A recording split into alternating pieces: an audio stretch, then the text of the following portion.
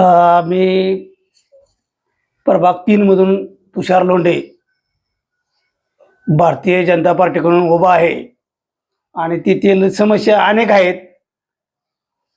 प्रामुख्याने म्हणजे रस्ते, पाणी आणि रेशन ही 3 तर मूलभूत समस्या आहेत. आणि ते प्रस्थापिकांनी पहिलं काय केलेलं आहे तिथं तिथल्या लोकांना माहीत आहेच. प्रभाग 3 मधील सगळं पाण्याची नीट सोय नाही, 4 दिवसात पाणी आहे, गटारी तुंबलेल्या आहेत त्या. परत तिथल्या लोकांना रेशन मिळत नाही. पाऊस आला तर लय दलदल होती तिथं. प्रामुख्याने म्हणजे त्यांचं काय घरकुलचं आहे. आणि राहिला ती एक बुद्ध विहाराचा प्रश्न आहे, तेही आम्ही मार्गी लागणार आहेत. रामभाऊने कालच सांगितलेलं की त्या बुद्ध विहार त्यांना जागा नावावर करून संस्थाच्या आणि भरपूर असा निधी देणार आहे. त्यांचा दावा काही सुद्धा नाही, सगळा खोटा आहे.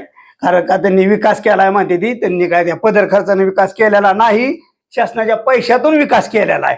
कोणची सत्ता आली, आमच्याकडे जरी सत्ता आली तर शासन पैसा देता विकास करणारच की. तुमच्याकडे जरी पैसे आले तर तुम्ही घर बांधणार, ही बांधणार, विकास करणार स्वतःचा. तसं हे काय म्हणते आम्ही केला, त्यांनी केलं ना, शासनानं दिले ते पैसे. त्यातला तर त्यांनी काय नीट दुरुपयोग केलेला आहे, वापर नीट केला नाही, योग्य त्या ठिकाणी त्याचा वापर केलेला नाही. त्यामुळे आज रस्ते व्यवस्थित केले नाही. तुम्ही तर कब्रस्तानमध्ये बघा, रस्ते सगळे उखारलेले आहे, ते डांबरीकरण त्यात गजा नाही, काय नाही, नुसतं सिमेंट कसं तर वतलेलं आहे, कमी प्रमाणात सिमेंट, खडी जास्त असं केलंय. त्यामुळे ती रस्त्याची दुरावस्था अशी झालेली आहे. पाईपलाईन त्याच्या पाईप चांगल्या क्वालिटीचं नसल्यामुळं ती पाईपलाईन लगेच फुटते. त्यामुळे पाणी समस्या निर्माण होते. पाणी लोकांना चार दिवसाआड मिळते आणि त्यात फुटलेलं असली ती तर पाणी बी मिळत नाही. त्यात अजून गढूळ पाणी. मी जिल्हा परिषद लढवलेले आहे, पंचायत समिती लढवलेली आहे. भाजपमध्ये कसं योग्य न्याय देणारा आहे आणि सत्ताधारी पक्ष आहे. आणि इथं निधी आणि आपल्या समाजासाठी जर काय पाहिजे असेल किंवा आपल्या गावातील जनतेसाठी जर काय मिळणार असेल तर ते फक्त भारतीय जनता पार्टीच देऊ शकते. कारण का पूर्वजांनी काय केलेलं आहे, त्यांनी त्यांची तोंड बघून लोकांनाच दिल्या. ठराविक लोकांनाच ठेकेदारी, ठराविक लोकांनाच कामं, ठराविक लोकांनाच नोकऱ्या, कारखान्यात त्यांचीच माणसं, शिक्षण संस्थेत त्यांचीच माणसं, असं केलं. त्यामुळे आज तरुण पोरं बघा तुम्ही, सर्व भारतीय जनता पार्टी काय तर ही कामं देत नाहीत, दिलं तर त्यांना पगारी देत नाहीत. त्यामुळे सगळी लोक आता जनता, तरुण वर्ग सर्व रामभाऊच्या मागे आहे. आणि त्यात महादेव कवळेसारखा त्यांना एक युवा नेतृत्व मिळालेलं आहे. त्या नेतृत्वाकडे सगळ्यांचं लक्ष आहे. त्यामुळे सर्व जनता, तरुण वर्ग, महिला ही सर्व राम सातपुते आणि महादेव कवळे यांना मानणारे आहे आणि त्यांच्या पाठीशी कायम उभा राहणार आहे. तर त्याचं कामच तसं आहे.